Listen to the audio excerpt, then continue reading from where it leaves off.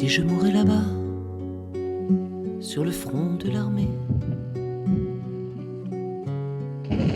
tu pleurerais un jour. Préval. Ouais, qu'est-ce qu'il y a? On creuse là-dessous. Ouais. Ouais. Les boches font une mine. T'es fou? Mais écoute.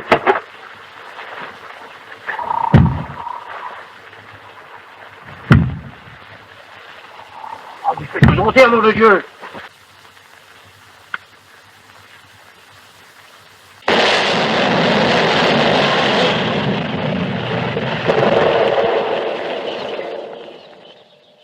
La détonation se produisit tout de suite. Avec une secousse, les pierres de plusieurs mètres carrés s'envolèrent dans les airs à une hauteur de 200 mètres environ et s'abattirent comme une giboulée de grêle, tandis que la forte pression de l'air vers l'Aisne défolia tous les arbres du canal, ratatina les parties encore debout de l'usine de ciment et ensevelit une grande partie des barricades ennemies.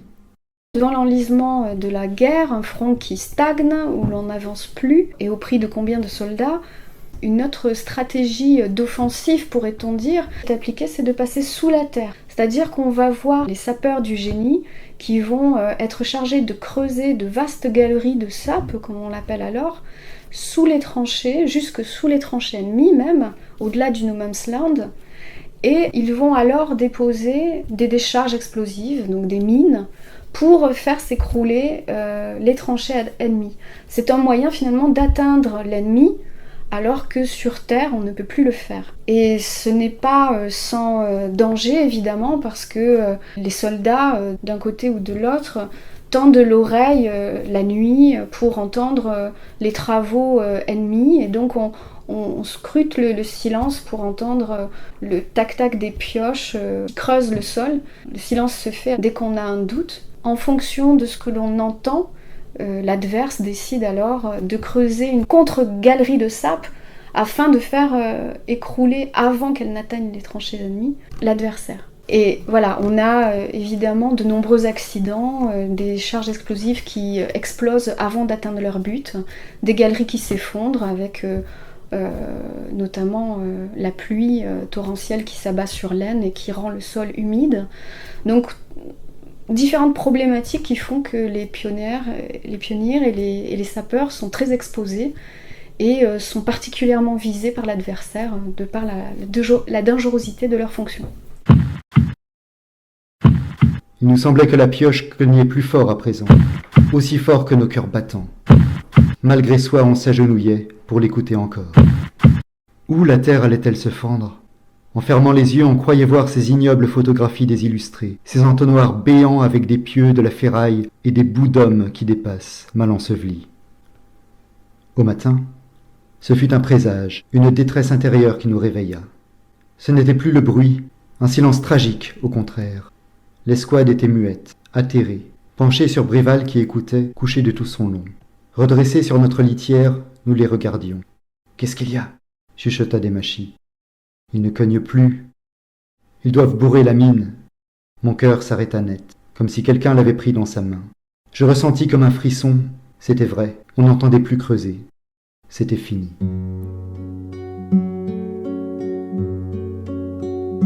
Si je mourais là-bas, sur le front de l'armée.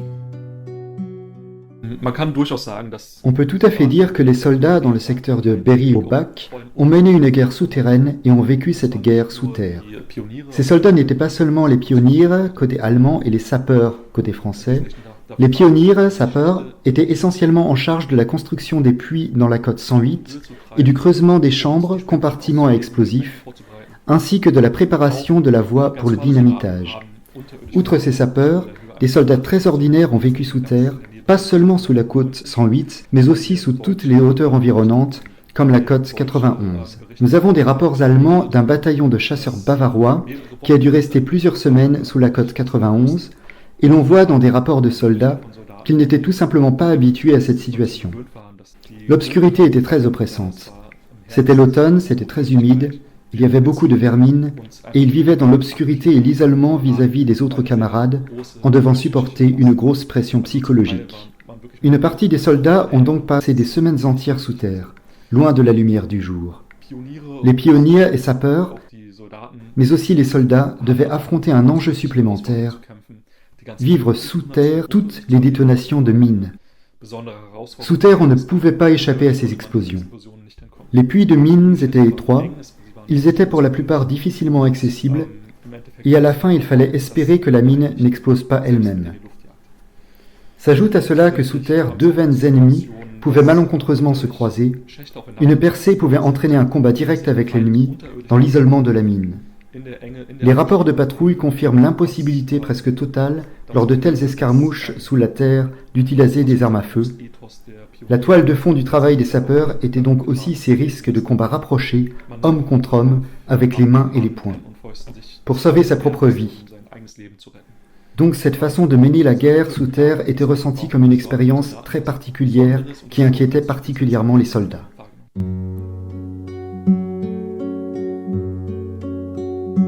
Si je mourais là-bas, sur le front de l'armée.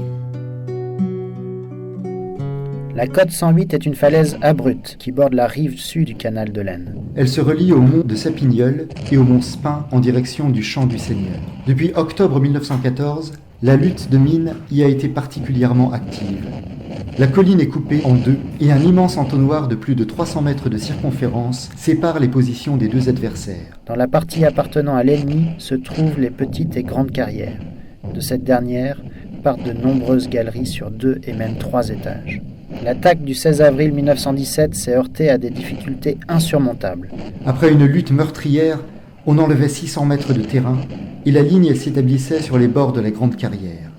Si nous étions sur la côte 108, l'ennemi était dessous, à quelques mètres, partout, percevant par ses écouteurs les moindres bruits, les moindres paroles. On ne peut mieux comparer la côte 108 qu'à une reproduction d'un spectacle lunaire. Ni tranchées, ni boyaux, ni abris, ni arbustes, ni un brin d'herbe. Partout, des trous d'obus et de torpilles qui se chevauchent, et sous nos pas, des mines prêtes à nous ensevelir dans notre conquête. Où est l'ennemi ? À 100 mètres ? À 50 mètres ? À 10 mètres ? On ne sait pas, on ne voit rien.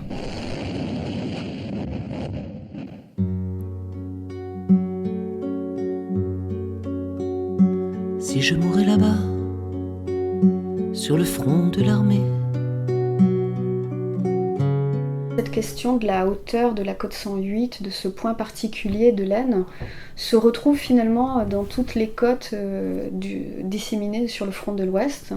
Donc on a aussi à proximité immédiate de la côte 108, on pense au mont Doyen, que l'écrivain français d'Orgelès appelle le mont Calvaire.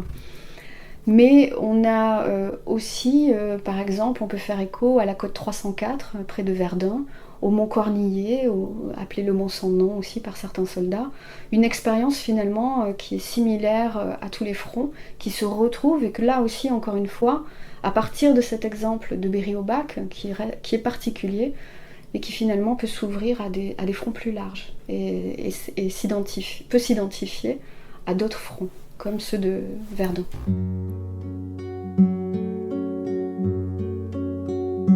Si je mourais là-bas, sur le front de l'armée,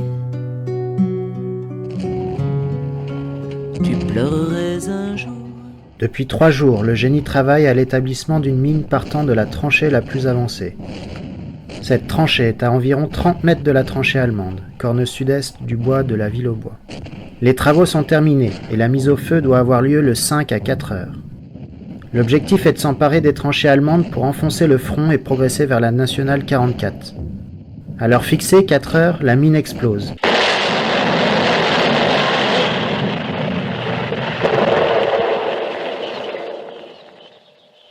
Mais comme le boyau n'a pas pu être poussé jusque sous la tranchée ennemie, faute d'aération pour les travailleurs, le terrain est bouleversé, surtout en avant du parapet. Cependant, l'attaque se déclenche normalement. La guerre des mines est une façon particulière de mener la guerre qui n'est pas apparue avec la Première Guerre mondiale. Elle a une longue tradition, mais sa physionomie s'est profondément transformée et changée lors de la Première Guerre mondiale, et elle a pris de nouvelles formes, en particulier sur la côte 108 à Berry-au-Bac, qui devint l'un des lieux les plus connus de ce mode de conduite de la guerre sur le front de l'Ouest et bien au-delà. La particularité de ce mode de conduite de la guerre était que l'on n'essayait pas d'effectuer une percée du front en surface, mais plutôt qu'on essayait de parvenir sous terre à faire ce qui n'était plus possible depuis l'automne 1914,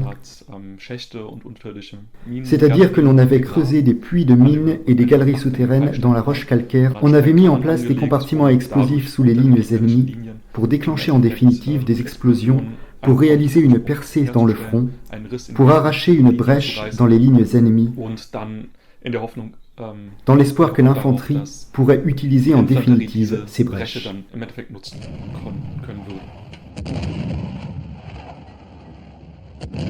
Le 30 janvier 1915, le 24e régiment d'infanterie relève le 28e RI dans le secteur de Berry-au-Bac. Le 16 février 1915, à la suite d'une courte préparation sur les chevaux de frise qui couvrent la ligne ennemie, un peloton de la 8e compagnie commandé par le sous-lieutenant Jacques Couteau attaque la tranchée de la côte 108. Les Allemands qui l'occupent sont tués ou pris. Le caporal André Schlussel saute dans un puits de mine, désarme les Allemands qui s'y trouvent et, avec une merveilleuse présence d'esprit, coupe les fils d'un accumulateur communiquant avec une mine sur le point d'éclater à l'arrivée de la vague d'assaut. 17 prisonniers, une mitrailleuse tombe entre nos mains. Pour la côte 108, il est attesté que le premier puits de mines souterrains et creusement de galeries ont été principalement construits pour un usage de défense. C'est-à-dire qu'on voulait dans un premier temps entendre pour découvrir ce que l'ennemi allemand préparait en fin de compte sur la côte 108. Du côté allemand, en revanche, il fut très rapidement clair que les puits de mines et les galeries devaient essentiellement s'inscrire dans une stratégie offensive.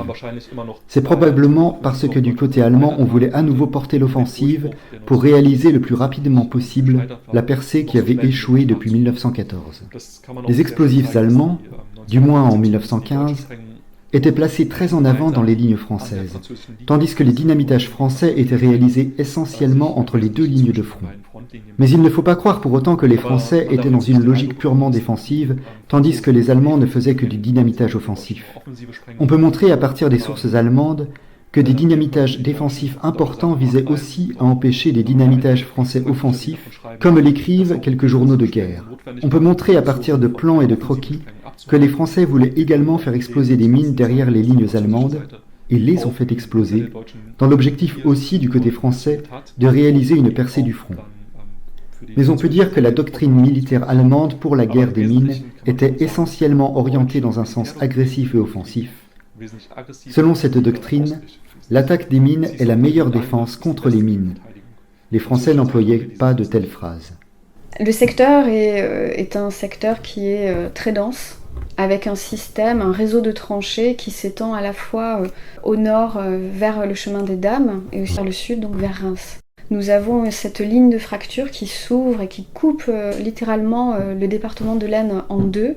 Et donc nous avons ce système de tranchées de part et d'autre qui se rejoint, qui communique, et donc un nœud, un véritable nœud qui se concentre autour de la côte 108, donc avec une situation, une position géographique qui concentre toutes les attentions de par sa hauteur, donc qui culmine à 108 mètres au-dessus du niveau de la mer, et qui devient donc un enjeu durant toute la guerre, et où se forme tout autour un vaste réseau de tranchées, mais avec aussi des arrières, c'est-à-dire des boyaux de communication, des tranchées arrière, mais aussi des lieux de repos qui sont en arrière, mais finalement qui ne sont qu'à quelques kilomètres, voire 2-3 kilomètres des tranchées de première ligne. Et donc notamment les soldats peuvent entendre lors de leur moment de repos le canon qui bombarde, ou les cris des combats, etc.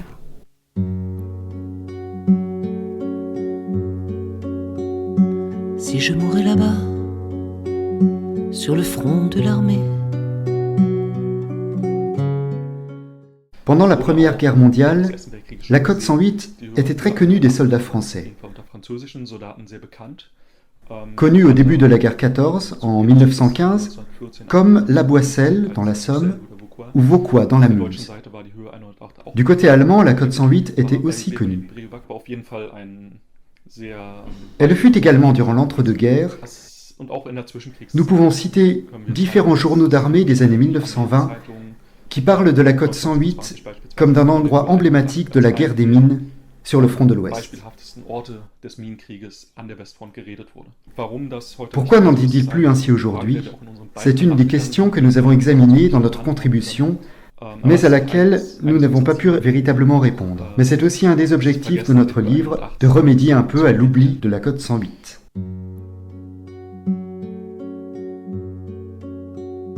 Si je mourais là-bas, sur le front de l'armée. Le mineur se sert de la boussole et de la fausse équerre pour aller à l'endroit qui lui a été marqué par l'ingénieur, ne se contentant pas de la seule boussole qui peut le tromper, mais se servant de l'une et de l'autre en même temps, pour voir si elles se rencontrent toutes deux et pour être par ce moyen plus sûr de son travail. On conduisait autrefois les galeries des mines sans y faire aucun détour, mais on s'est aperçu que l'effet de la mine n'étant arrêté que par les obstacles que l'on mettait dans le canal de la mine pour résister à l'effort de la poudre, elle les emportait très souvent et sortait par l'entrée de la mine, au lieu de renverser les murailles et d'enlever le terrain qui était derrière leur revêtement. C'est ce qui a déterminé à conduire les galeries de mine avec un ou plusieurs détours, afin que si la poudre emportait les traverses et les arcs-boutants dont on fermait la chambre et le dernier canal, elle trouva de la résistance contre le terrain solide du premier détour qu'elle rencontrait devant soi. La guerre des mines était déjà connue au XVIe siècle. Et au XVIIe siècle, le général Vauban avait déjà utilisé des explosions de mines. Cependant, au XVIIe et XVIIIe siècle, c'était encore pour détruire des murs de forteresse, c'était plus une arme de siège. Et déjà au XIXe siècle, durant la guerre de sécession américaine, cette forme de guerre utilisant des explosifs sous terre s'était fortement transformée. Avec la guerre de sécession américaine s'était développée une guerre de position qui devait être brisée. Et déjà les généraux avaient eu recours aux mines simplement pour réaliser des ouvertures à travers le front.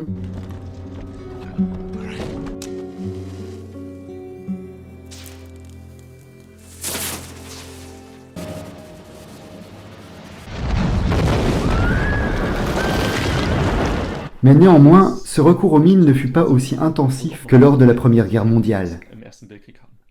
C'est sur la côte 108, à Berry-au-Bac, que cette nouvelle dimension de la guerre des mines pendant la Première Guerre mondiale a pris forme pour la première fois. Pas seulement en raison de la quantité d'explosifs, il y a eu aussi un accroissement considérable de ce volume d'explosifs, mais aussi en raison du nombre d'explosions de mines. Nous comptons des deux côtés du front de 1915 à 1916, respectivement plusieurs douzaines d'explosions. Et nous avons aussi de nouvelles capacités techniques qui sont utilisées pour concevoir cette guerre. Auparavant, on ne pouvait pas, par exemple, recourir à des perforateurs à air comprimé pour creuser. On n'avait que des pioches et des bêches pour creuser dans le sol et installer des puits de mines. Les nouvelles techniques et machines qui sont apparues depuis l'industrialisation ont fondamentalement facilité ce type de guerre et ont contribué aussi à cette prolifération. Nous avons aussi de nouvelles techniques de communication qui ont été employées dans la guerre des mines durant la Première Guerre mondiale. Le phonendoscope, une variante du stéthoscope par exemple, qui permet d'écouter grâce à l'ouïe l'activité des lignes ennemies. Des lignes de téléphone permirent de simplifier les communications, et ce n'était pas seulement important pour créer de façon stratégique des puits de mines et des galeries, mais aussi pour utiliser les voies de communication à l'intérieur des mines, et bien sûr pour revenir à la surface de chaque côté. La compagnie est répartie de la façon suivante. 3 groupes d'écouteurs pour les mines, 3 groupes de travailleurs pour la fortification de campagne et une section pour la garde d'un pont. Après un bombardement de plus de 11 heures, la compagnie 19-3 du 2e régiment de génie subit le 10 mars une attaque allemande au bois Clausade, où elle remplit le rôle de troupe d'infanterie. Le bombardement continue, et le lendemain encore, les tranchées sont arrosées par les 105 et 150. Un combat à la grenade se déroule dans la clairière aux vaches, auquel la compagnie prend part. La compagnie cantonne à la ferme Moscou à partir du 29 mai 1915. Elle va prendre part à la guerre de mines de la côte 108, qui s'engage dès le lendemain et cause de nombreuses pertes dans ses rangs. Un premier camouflet ennemi, surprenant dans l'exécution de leur travail les sapeurs à la tête desquels était le capitaine Lavique de Dieu, ensevelit le capitaine, un sergent, 3 mineurs officiers et 10 sapeurs.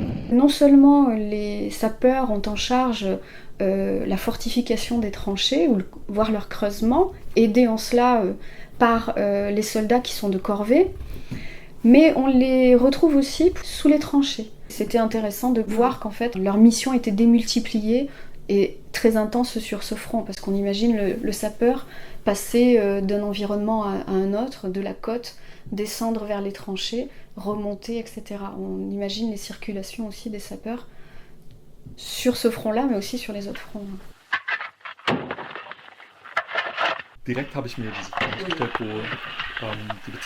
Je me suis posé cette question. Du sens du terme « pionnier », je pense que cette différence vient du fait que les bataillons de pionniers des armées des différents royaumes ont une longue tradition qui remonte au XVIIIe siècle, et que le pionnier assumait d'autres tâches qui n'étaient pas véritablement liées à la guerre des mines. Il construisait des ponts, il faisait des plans et des croquis.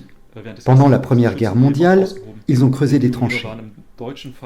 Dans le cas allemand, les pionniers étaient responsables de la construction, de l'entretien et de la réparation des diverses infrastructures importantes. La guerre des mines fut néanmoins, à partir de 1914-1915, une part très particulière, très importante de l'activité des pionniers et de la vie des pionniers. Les hommes de troupe seront prélevés sur toutes les armes. L'effectif total devra comporter environ 45% de terrassiers, 15% de charpentiers, 2% de menuisiers, 10% de mineurs, 10% de serruriers et ouvriers en fer, 8% d'artificiers, 10% de professions diverses, dessinateurs, maîtreurs, tailleurs, cordonniers, cuisiniers, etc. Le thème de la spécialisation, mais aussi de l'adaptation de leurs connaissances professionnelles acquises dans le civil aux conditions de la guerre, et ensuite de l'adaptation de ces savoir-faire dans le milieu civil, est un thème passionnant que nous avons abordé dans notre contribution. Nous avons retracé des exemples côté français. Nous pouvons montrer que pendant la guerre des mines, toujours plus de spécialistes de l'industrie minière ont été engagés.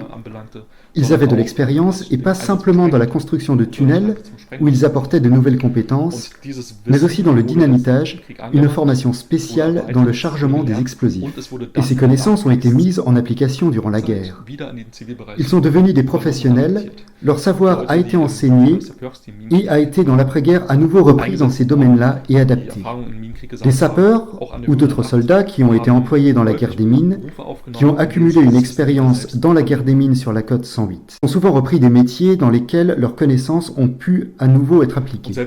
Et même quand il n'y avait pas de connaissances particulières, la seule manipulation d'un marteau pneumatique pouvait déjà permettre de trouver dans le secteur civil de l'après-guerre un travail approprié. Nous avons donc un intéressant transfert de connaissances, mais aussi une transformation de ces connaissances entre la période avant-guerre, la période de la guerre et enfin l'après-guerre. C'est une ligne de continuité intéressante et tout simplement un lien entre le front domestique, le front de la guerre et en fin de compte le temps de paix. Le 15 octobre 1914, le régiment reçoit l'ordre d'attaquer la côte 91 avec un bataillon de tirailleurs sénégalais. À 4h45, le 2e bataillon passant par Berry-au-Bac et l'ouest de la côte 108 se porte en avant vers la lisière ouest du bois de la côte 91. Le bataillon de tirailleurs et le 3e bataillon suivent son mouvement. Le 1er bataillon franchit le canal à Sapigneul pour suivre la progression. L'ennemi qui occupe des positions puissamment organisées résiste énergiquement. Ses feux de mousqueterie, de mitrailleuses et ses barrages d'artillerie déciment nos unités qui doivent se replier sur la rive droite du canal.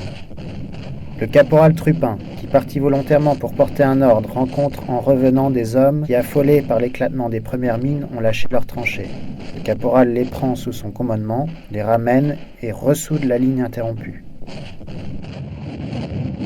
Il y a une circulation de soldats de toute nationalité sur ce front.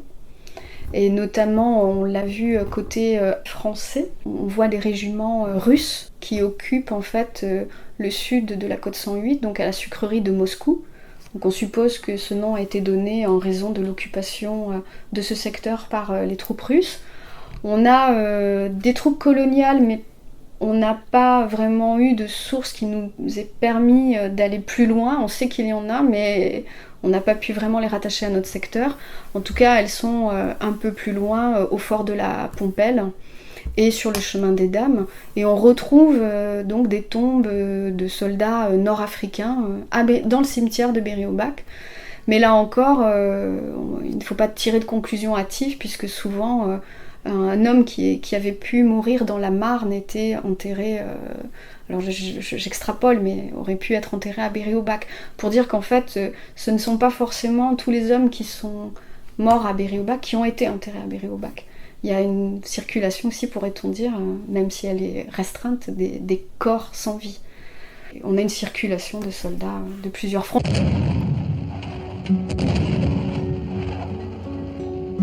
Si je mourais là-bas, sur le front de l'armée.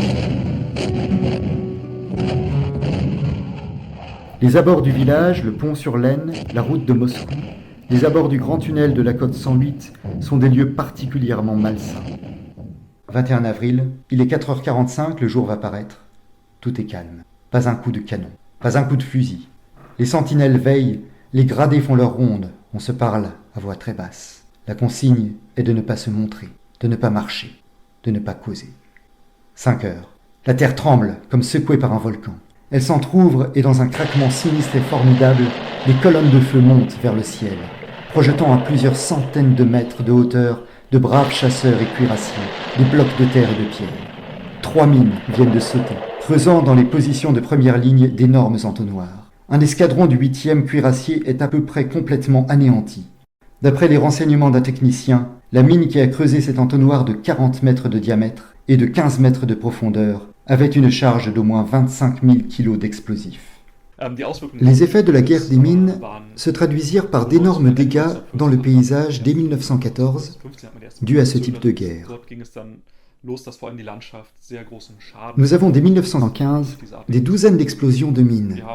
Les plus importantes ont été déclenchées du côté allemand. En 1916, il y eut encore des douzaines d'explosions, puis cela a lentement diminué. Jusqu'à mai 1918 environ, où les Allemands ont déclenché une explosion de mine en utilisant des douzaines de tonnes d'explosifs. Ils ont laissé derrière eux un cratère gigantesque dont le diamètre mesure plus de 100 mètres, un cratère que l'on peut aujourd'hui encore très bien voir et qui marque encore fortement la colline. Lorsque l'on regarde une vue aérienne de la période de la Première Guerre mondiale, on peut reconnaître un paysage lunaire complètement détruit. Et lorsqu'on survole, aujourd'hui, la colline, on peut encore très nettement reconnaître le principal cratère qui a toujours un diamètre de 80 mètres. Donc l'impact sur le paysage causé par ce type de guerre est très persistant et très visible.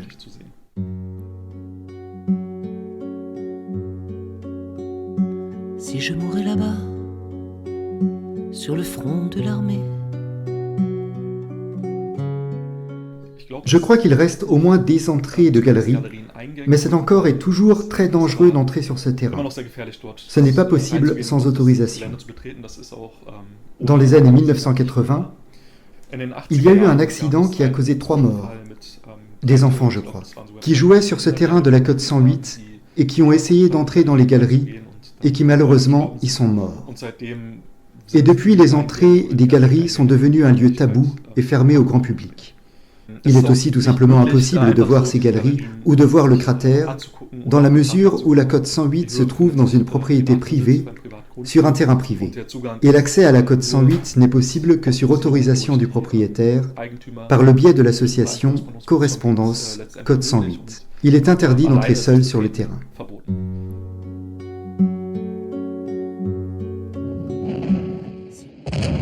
À 10h, le régiment reçut une nouvelle mission. Aller renforcer le 251e régiment d'infanterie qui tient la côte 108. Il faut donc retourner en arrière, repasser l'Aisne. Pour y aller, un long boyau, le boyau de la Louve, bien connu et bien repéré des Allemands.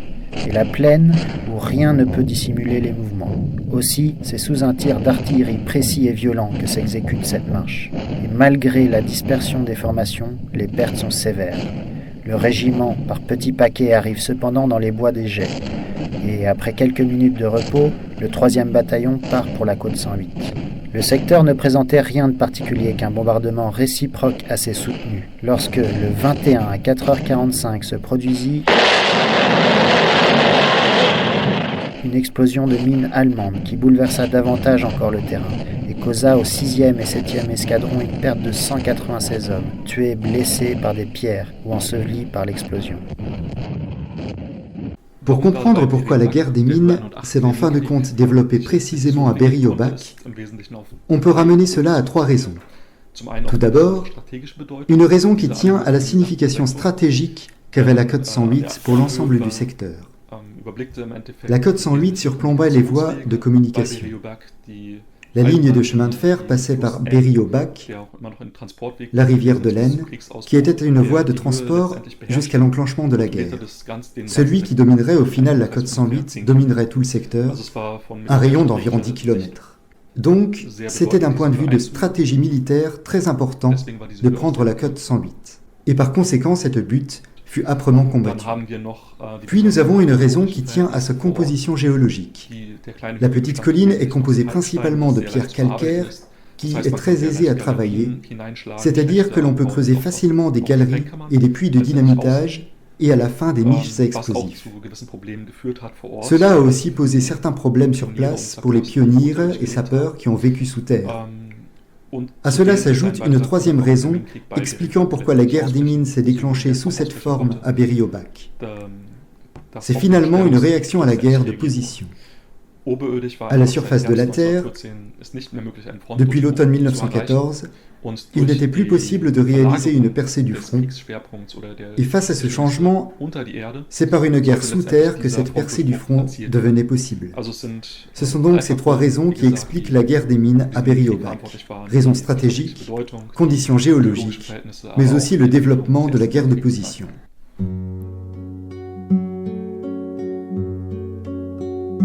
Si je mourais là-bas, sur le front de l'armée, tu pleurerais un jour, ô loup, ma bien-aimée.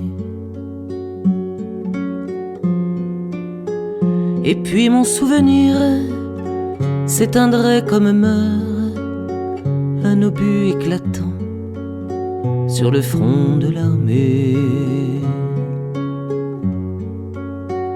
Un bel obus semblable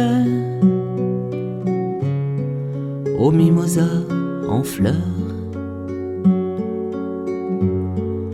Et puis ce souvenir éclaté dans l'espace couvrirait de mon sang le monde tout entier. La mer, les monts, les vals et l'étoile qui passe, les soleils merveilleux mûrissant dans l'espace, comme font les fruits d'or autour de Baratier. Souvenirs oubliés, vivant dans toutes choses, je rougirai le bout.